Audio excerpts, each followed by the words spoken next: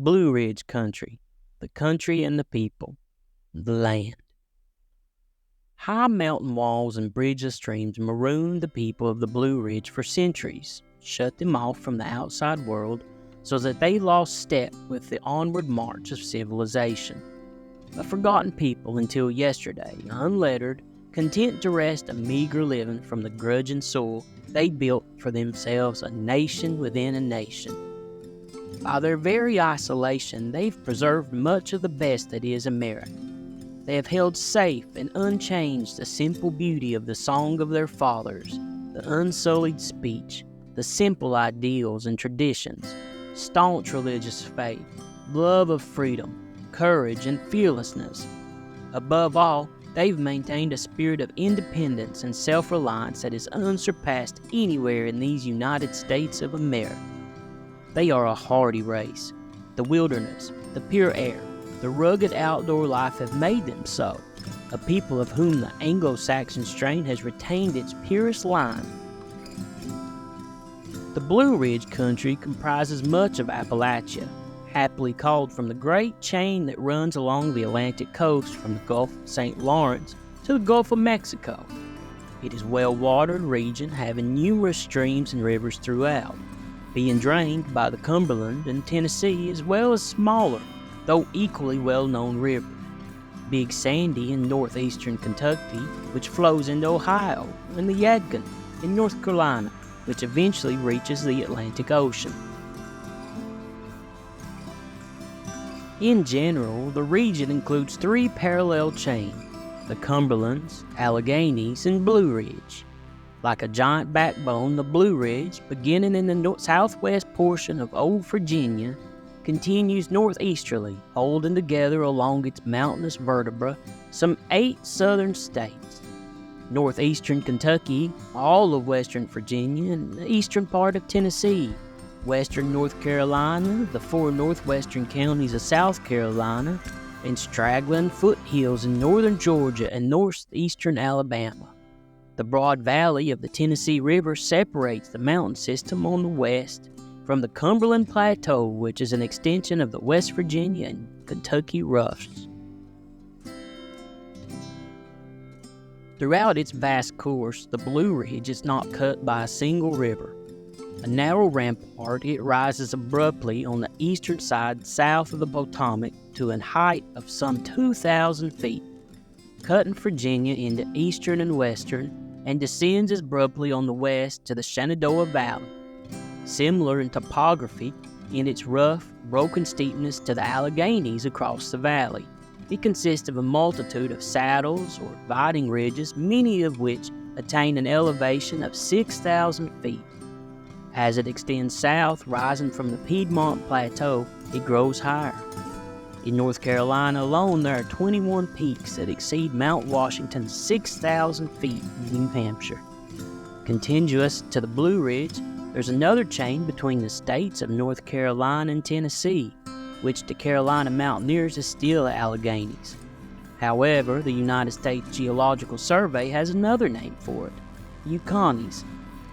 It is higher as a whole than the Blue Ridge, to which it is joined by transverse ranges with such names as Beech and Balsam, and a sprinkling of Indian names, Cowie, Nantahala, Tuskegee.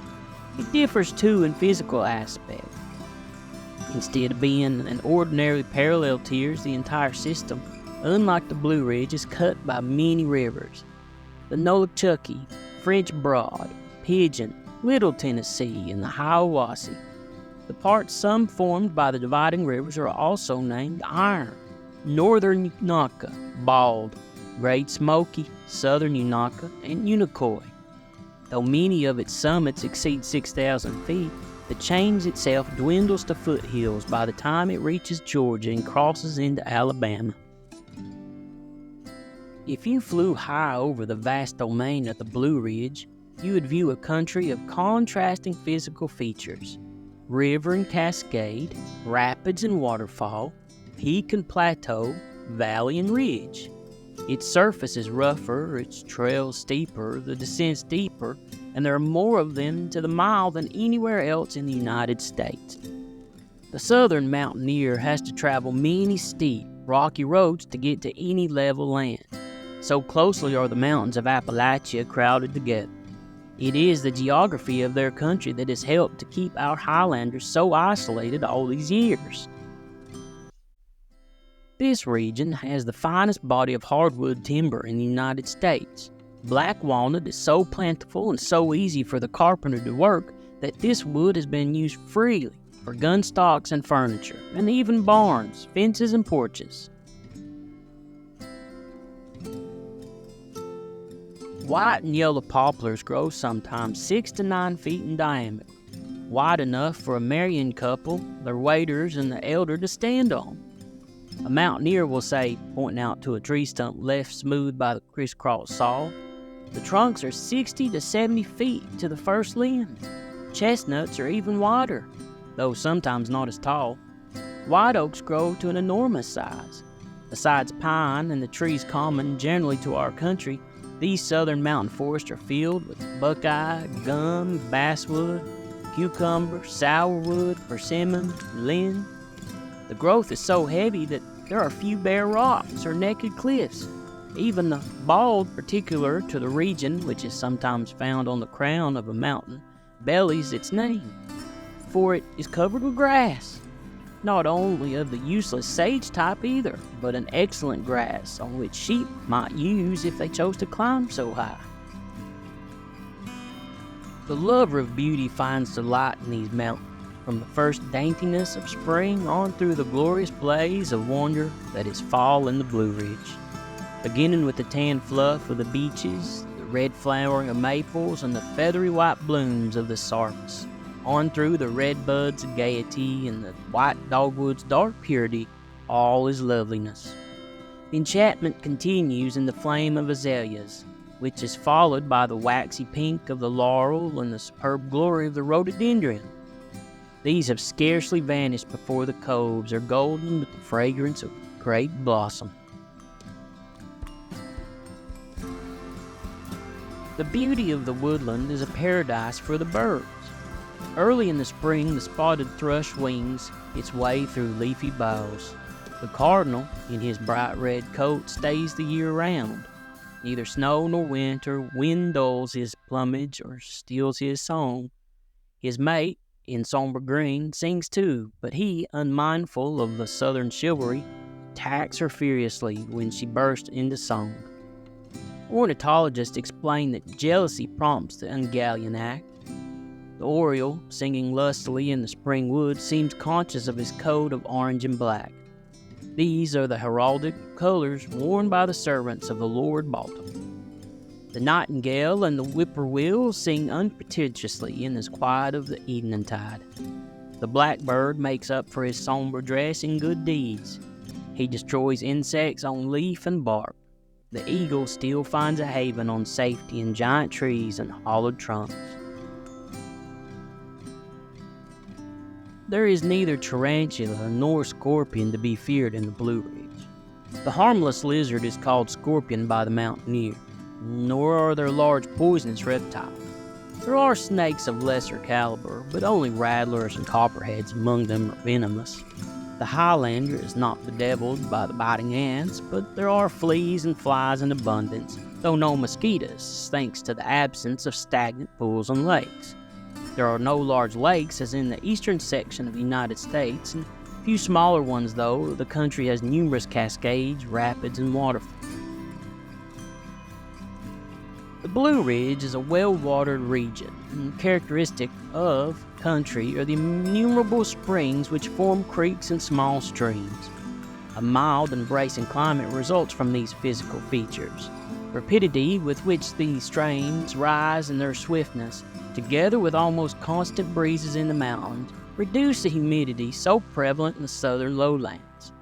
Although the rainfall is greater than anywhere else in the United States, except Florida, the southern fall of the topography and the watercourses bring quick drainage. The sun may be scorching hot in the unprotected corn patch on the hillside, yet it's cool in the shade. And as in California and the Northwoods, a blanket is needed at night. The climate is contrasted, being coldest in the highlands where the temperature is almost as low as that of northern Maine. Yet nowhere in the United States is it warmer than in the lowlands of the Blue Ridge. In the highlands, Carboniferous rocks produce a sandy loam, which is responsible for the vast timber growth there. Throughout it is rich in minerals, coal and iron, and even gold, which has been mined in Georgia. In some sections, there are fertile, indulated uplands contrasting with the quagmired bottoms and the rocky uplands of other parts of the Blue Ridge. There are high and uninviting orderly bluffs that lure only the eye. It was the fertile valleys, with their rich limestone soil producing abundant cane, that first proved irresistible to the immigrants of Europe and lured them farther inland from the Atlantic seaboard. Long before man came with axe and arrow, the wilderness of the Blue Ridge teemed with wild animal life. The bones of the mastodon and mammoth remain to attest their supremacy over an uninhabited land thousands upon thousands of years ago. Then, following the prehistoric and glacial period, more recent fauna. Buffalo, elk, deer, bear, and wolf made paths through the forest from salt lick to refreshing spring. Now, these salt licks that had been deposited by a receding ocean centuries before came to have names. Big Bone Lick, located in what today is Boone County, Kentucky, was one of the greatest and oldest animal rendezvous in North America, geologists claim. It took its name doubtless from the variety of bones of prehistoric and later fauna found embedded in the salty quagmire. Man, like beasts, sought both salt and water. Following the animal trails came the mound builder. But when he vanished, leaving his earthen house and the crude utensils that filled his simple needs, for the mound builder was not a warrior. There was but little of his tradition from which to reconstruct his life and custom. A century passed before the Indian in his trek through the wilderness followed the path of buffalo and deer. Came the Shawnee, the Cherokee, the Chickasaw to fight and hunt. To the Indian, the Blue Ridge was a favorite hunting ground with its forests and rolling plains, while the fertile valleys with thick canebrakes offered bread of abundance. Sometimes these primeval trails, which they followed, took their names from the purpose they served. For instance, the Alawanuk Trail was, in the Miami dialect, the path of the armed path, and became known as the warrior's path. It was the most direct line of communication between the Shawnee and the Cherokees, passing due to south across the eastern part of the Cuddawall country, which is modern-day Kentucky, from the mouth of the Scioto to the head of the Cherokee. Another trail was also called Old Buffalo Path, another limestone because of the soil. Then there was the Shawnee Trail, named for its tribe that traversed it. The Indian was happy and content with his hunting ground and the fertile fields. The streams he converted to his journeys by canoe. He had his primitive stone plow to till the soil and his stone mill for grinding grain. The fur of animals provided warm robes. The tanned hides gave him moccasins. Tribal traditions were pursued unmolested, though at times the tribes engaged in warfare. Each tribe buried its dead in its own way, and when a tribe wearied of one location, it moved on. Unlike the mound builders, the Indian had a picture language, and he delighted to record it in its cuttings on rocks and trees. He would peel the bark from a bole of a tree and with a sharp stone instrument carve deep into the wood figures of feather-decked chieftains, of drums and arrows and wildebeest. And having carved these symbols of life about him, depicting scenes of the hunt and battle and conflict, he covered the carving with paint fashioned in his crude way from the colored earth on the mountainside. The warrior, like his picture language, vanished in time from the Blue Ridge, but not his trails. These trails, the path of the buffalo and the deer and the lines of communication between the tribes, finally marked the course of the explorer, hunter, and settler. As each in turn made his way into the wilderness, He was glad indeed to find pass awaiting his footsteps. The scene was set for a rugged race. They came and stayed.